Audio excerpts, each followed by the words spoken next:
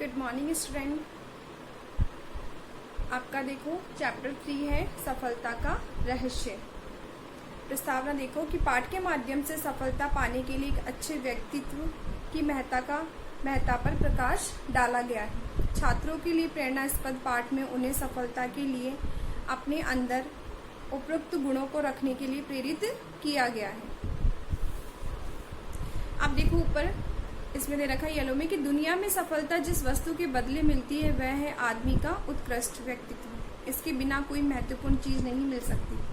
अगर कहीं से किसी ने घटिया व्यक्तित्व की कीमत पर किसी रीति से अपनी योग्यता पर प्रमाण दिए बिना, परिश्रम के बिना, गुणों के अभाव से कोई चीज प्राप्त कर ली है तो वह उसके पास ठहरेगी नहीं।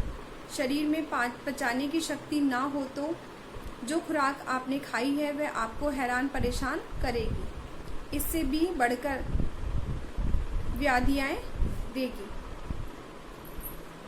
अब देखो इसमें चैप्टर देखो कि कोई पूछे क्यों खाते हो, सीधा सा उत्तर है जिंदा रहने के लिए। क्यों कमाते हो, कमाएंगे नहीं तो खाएंगे क्या, अर्थात जीवित न रह सकेंगे क्योंकि जीवन रक्षक मतलब जीवन बचाने वाला वस्तुएं तो कमाकर ही जुटाता है ना, परंतु यह सब तो ऐसे हुआ है कि कमाने वाला आदमी खाने और कमाने के चक्कर में ही निरंतर चल रहा है और गति भी इतनी तीव्र है कि इन दोनों क्रियाओं के अतिरिक्त जैसे कुछ और सूझता ही नहीं है। आजकल आपने देखा है कि आदमी का रूटीन क्या है, सुबह जाता है, कमाता है, फिर वापस घर में थक कर क्या होता है वो सो जाता है, आकर खाना वाना खाकर, तो वो रूटीन चलता रहता है। तब क्या यह सब तनाव भरा व्यक्तित्व नहीं है? जीवन कहाँ खो गया है इन दो क्रियाओं के बीच? कमाना खाना जीवन से उत्काहट है। इसके बाद इस उत्काहट को दूर करने का उपाय बस ये तो जीवन नहीं कहा जा सकता। जीवन से अभिप्राय है कि खिलता हुआ कमल, सुगंधित गुलाब, हवा में झूमते वृक्ष, चहचहाते पक्षी, सरल मन और चित्त से निकला नाद मतलब शोर। भला वह खिमता कैसी, खिमता का मतलब होता है उदासी, थकावट और उदासी कैसी, जो बस कमाते और खाते हैं वे कितने दुखी हैं। कभी सोचा है आपने? वे आपके परिवार और पड़ोसी से ही होते हैं। तनिक उन्हें देखिए और समझिए, यदि यही जीवन है तो वे दुखों के कारागार में बंद हैं, जबकि खुशियां तो उनके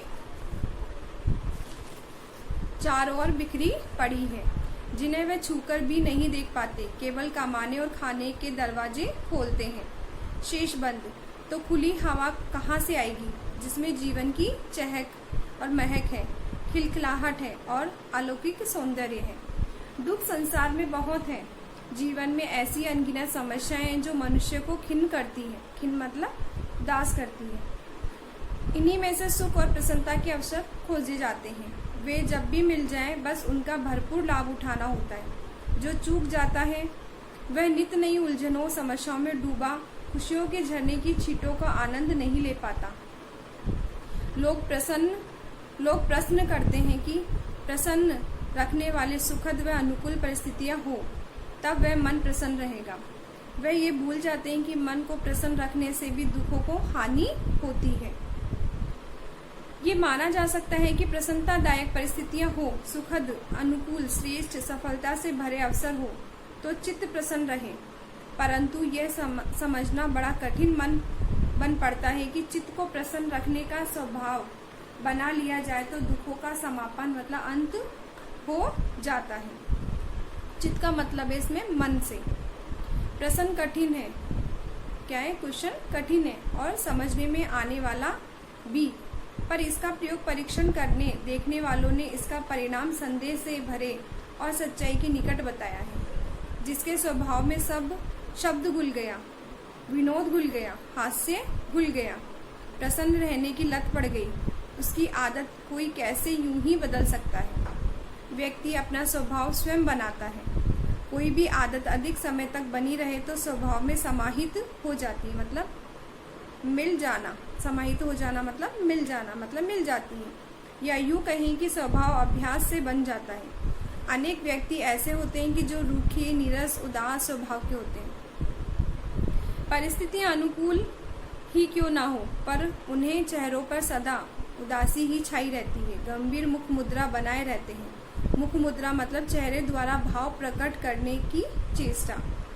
बोहे चढ़ी रहती है। मस्तक पर झुर्रियां सी खिंची रहती है। ऐसा लगता है कि किसी से लड़कर आए हैं अथवा कोई इन्हें बड़ी मानसिक ठेस पहुंचाकर गया है अथवा इन्हें किसी बड़े घाटे का सामना करना पड़ा है। घाटा हो चुका है या होने वाला है। कारण पूछने पर तो ऐसा कुछ कारण बता नहीं पाते जिससे कि वे परेशानियों में फंसते मालूम पड़े हो।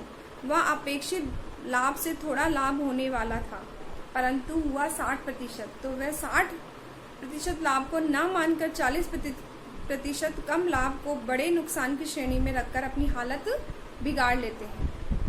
यह स्वभाव ही है जो बहुत दिनों के अभ्यास की श्रेणी में रखकर अपनी हालत बिगाड़ लेते हैं। ये स्वभाव ही है जो बहुत दिनों के अभ्यास से जुड़े जमा लेता है। अभ्यास क्या करता है? अपनी जड़ें जमा लेता है। स्वभाव और आदत एक ही बात है। जिसकी जैसी आदत उसका वैसा स्वभाव। जिस आदमी को कठोर परिश्रम की आदत है वह उसके स्वभाव में सम्मिलित हो जाएगा। उसे थकान अनुभव नहीं होती, परंतु यदि किसी आदमी को अनपेक्षित कठोर परिश्रम करना पड़ जाए, मतलब जिसकी उम्मीद ना हो और उसे वो कार्य करना पड़ जाए, तो वह चिड़चिड़ा हो जाता है। थकावट और तबीयत खराब होकर रोने लगता है। मित्रों व परिजनों का झलझलाहट उतारने लगता है, मतलब उनके ऊपर क्या करता है? अपना गुस्सा उतारता है और वह उसके स्वभाव में बस जाती है। पहलवानी हेतु दंड बैठ के उन पर कोई दबाव नहीं बना पाती जिन्हें उनका अभ्यास हो, परंतु किसी नए आगंतुक को तो वह बैठक की नस नस के दर्द से परिचित करवा देता है। ये आदत की बात है। Thank you.